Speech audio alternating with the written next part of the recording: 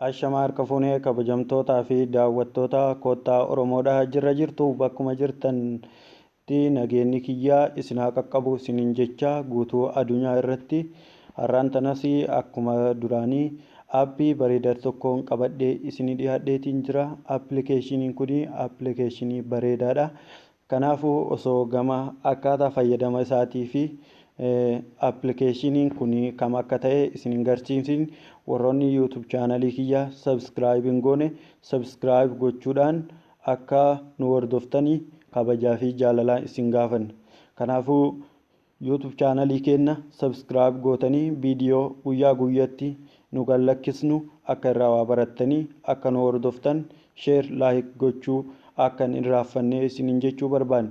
Warroonni duraanii nu hordofaa jirtan share like comment gochuudhaan nu jajjabeessaa jirtan yaadni keessan ammallee akkanuma cimee itti hafuufu nu jajjabeessaa isiniin jecha waan nu gadhifnus irraa hordofaa irraa baradhaatiin akka fayyadamtanii fi isin barsiisu jirra malee akkuma laaltanii dhiiftanii osoo hin taane akka irraa fayyadamtanii waan ta'eef fayyadamaa irraa walaa cimsinus qeeqa qabdanis gaafii qabdanis yoo jiraate koomentii jalatti barreessuu dandeessanii isiniin jechuu barbaada. Kanaafuu amma gara aappii qabadhee dhiyaadheetitti isin dabarsa. Aappiin kun faayidaan isaa paaspoortii keessan moobaayila keessan irratti namni akka seenee icciitii moobaayila keessan keessa jiru hin arganneef isin fayyadudha. Paaspoortiin kun namoonni paaspoortii moobaayila keenya irratti illee iskiriinii irratti uumannee kan biraas appilikeeshinii kana gabbuufnee itti fayyadamuu dandeenya. Fakkeenyaaf paaspoortii moobaayila keenya iskiriina irratti itti fayyadamnu tarii namni haala biraatiin haala salphaadhaan keessa seenuu danda'a. Kana hoo akkaataa kamiin keessa seenuu danda'a? Nama beeku yoo taate malee namni haala salphaadhaan nama beekus kamiinuu taanaan keessa seenuu hin danda'u. Yoo appilikeeshinii kana dileet godhe malee keessa seenuu hin danda'u. Kanaafuu appilikeeshiniin kun baay'ee barbaachisaadha. Kan adda isa godhu appilikeeshinoonni biraas duraanii itti fayyadamaa turre ni jiru jechuudha.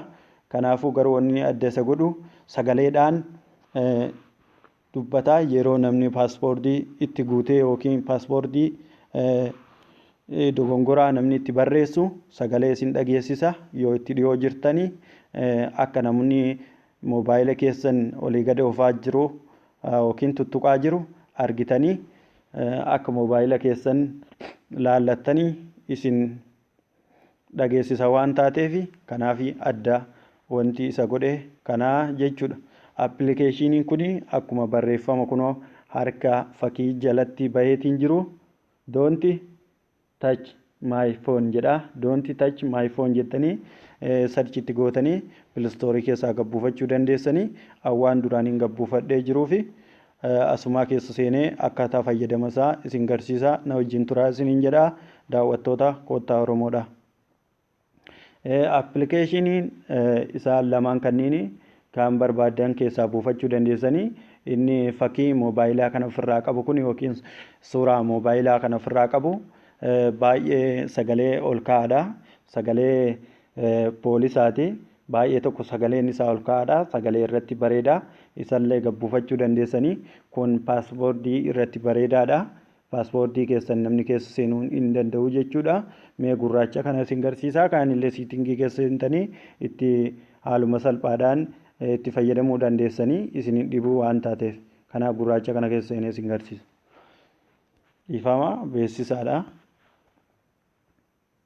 Yeroo keessa seentanii haala kanaan isin ba'a tartiibaan jechuudha. Yoo green screen dhiifama iskiriina keessanirra waa godhachuu barbaadan iddoo wanna fakkaatu kana fakkii suuraa fakkaatu kana irratti dhukaastanii keessa seentanii jechuudha. Dhiifama beeksisatu nu jeequ jira.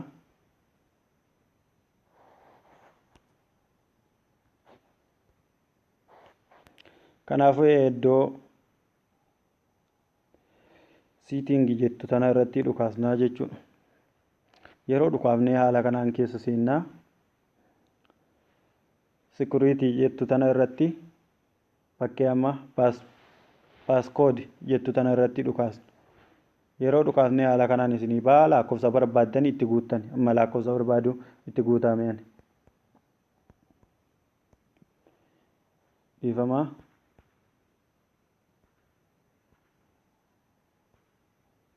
Haala kanaanii paaspoortii ani waan kanaan akkanatti uumadhe taatee akkana naa baasa. Haala kanaan keessa seennee amma kunoo paaspoortii kenna itti guuttanneerraa jechuudha. Kan amma iskiriinii irraa malee aappicha kanaan paaspoortii uumanneetiin jirraa jechuudha. Kanas sagalee akka nu dhageessisu iddoo kanarratti dhukaasnaa jechuudha.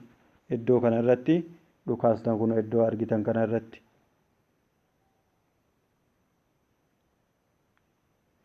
Enable iddoo jettu tana irratti dhukaafnee akkana goona jechuudha.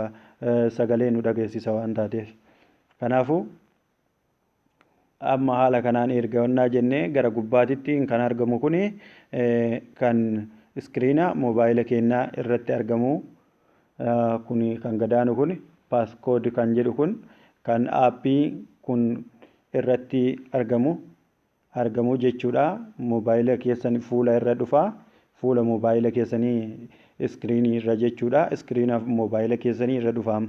Amma yeroo moobaayila tiyyatana osoo dukkaneessee deebi'ee harkaan gisee tokko dukkaneessee deebi'ee kan ibsu taate paaspoortiin kiyya waan cufamee gisee banamu jechuudha. Naa bahaa jechuudha lachuu. Saniifuu yeroo an cufee riikoordii waraabaaru narra dhaabbata waan taateef cufuu hin danda'u. Akkanumaan itti fayyadamtanii amma hundaayyuu geessinee jira dhiifama. Haala kanaan kun amma haala kanaan isinii bahaa jechuudha. Yeroo isinii bahee kunoo of duuba erga deebine yeroo keessa seentanii giriin iskiriinii kana jedhaa. Iskiriinii keessan keessa hoo seentanii lakkoofsa iskiriinii keessan irraa duraan itti godhattan sanii yookiin paaspoortii keessan iskiriinii irratti itti fayyadamnu san irra itti yoo guuttanii kan aappichaa sun haala kanaan isinii bahaa jechuudha. Haala kanaan sa'a wajjin akkanatti isinii baha. Yeroo akkanatti isinii bahee yoo beektanii isinii taate malee namni biraa yoo itti guute sagalee dhagahama. Mee fakkeenyaaf.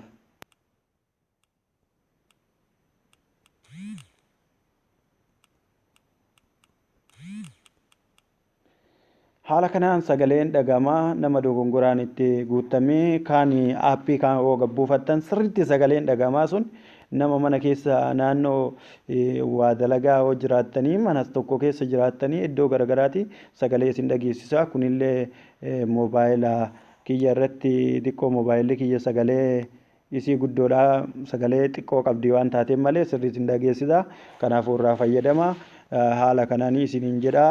Isin jaaladhaa horaa bulaa isiniin jedhaa. Amma kiyyan banaa ifama.